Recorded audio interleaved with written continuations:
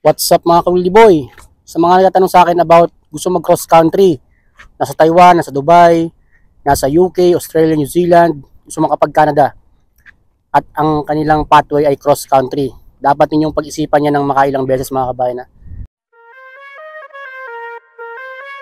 What's my name? Wildy boy. What's my name? Wildy boy. What's my name? Wildy boy.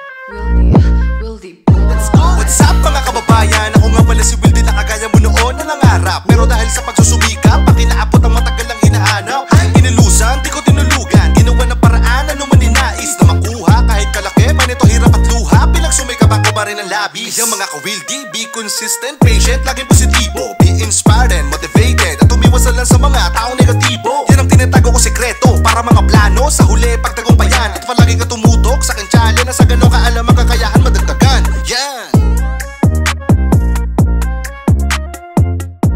Kumusta mga ka-Wildy Boy? Isang pinagpalang araw sa inyo lahat din sa Pilipinas. And sa lahat ng mga kababayan kong OFW, mabuhay po kayong lahat. Doon ko pa sinasabi sa inyo, kinakailangan paghandaan nyo kung kayo may mga binabalak. Especially if cross country. Bakit ko nga ba sinasabi?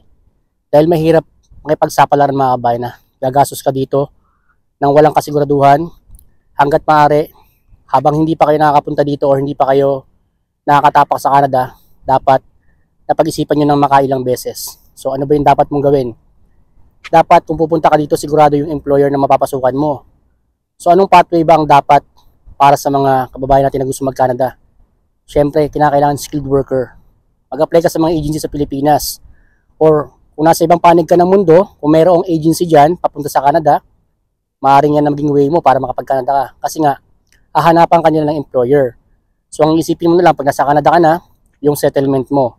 Pero kung may mga employer na nagpo-provide ng settlement or free accommodation, well, advantage yan.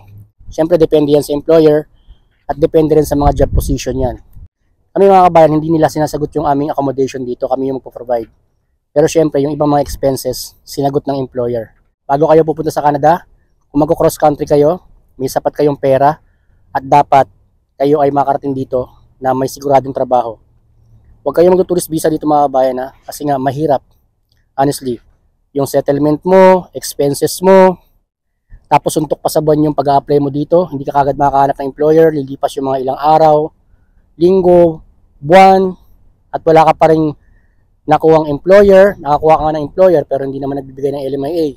Para magkaroon kayo ng status mga kabayan dito, kinakailangan yung mapapasukan yung employer, magbibigay ng LMIA, para magkaroon kayo ng work permit, at syempre magkaroon kayo ng chance na makapag-apply for permanent residency mga kabayan.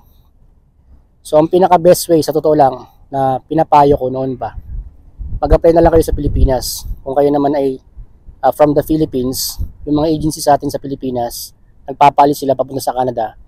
So hindi pa kayo gagastos ng malaki, and then sigurado pa na monitor niyo ang inyong mga applications. So ang gawin niyo, mag-ipon kayo, pero wag ninyong hayaang maputo lang inyong mga experience, continuous pa rin dapat.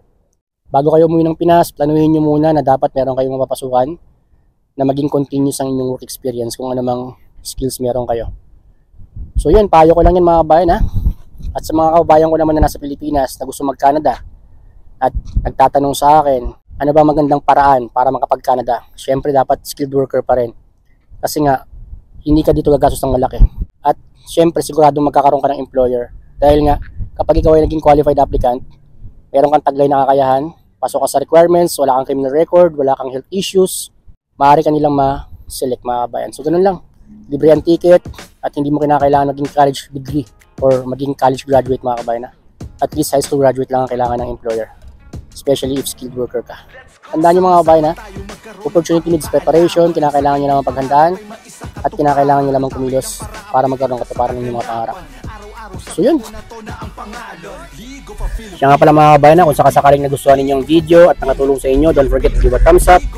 At kung bago pa lang kayo sa akin channel, huwag nyo kalimutan mag-subscribe and click yung notification bell para lagi kayong updated sa mga bagong job opportunities, OFW, Buhay Butcher na aking na-upload. Siyempre, follow nyo rin ako sa aking Facebook account at para ma-reach natin ang ating 100k followers mga kabayan. Salamat sa lahat ng mga sumusuporta.